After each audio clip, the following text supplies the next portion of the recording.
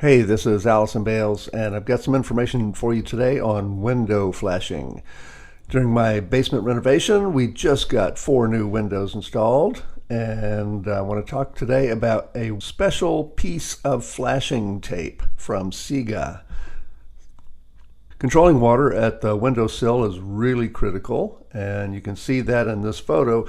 There is no sill flashing. You see exposed wood under this window, so they missed that. That is a critical miss there because a lot of water can get into the wall cavity right there, and in a wood frame wall that can be a big problem.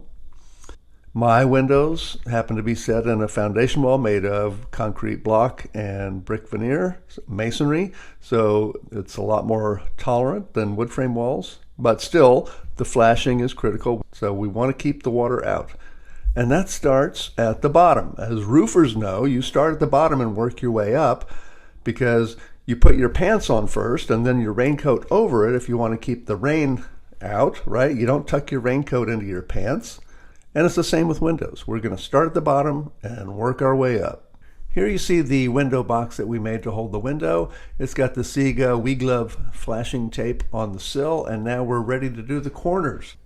There are a lot of different ways you can flash a corner properly, but here's Ben Bogey, a builder from Connecticut, demonstrating how to do it with the Siga Reson piece of flashing tape made specially for corners. It fits into the corner. He's got the backing peeled off the inside part, and he is placing it on the sill now and pressing it in, and then using the Siga squeegee to press that tape onto the sill, get it tight into the corner. You don't want any slack there.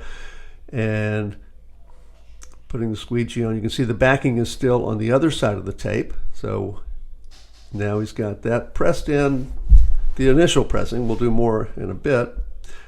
And he is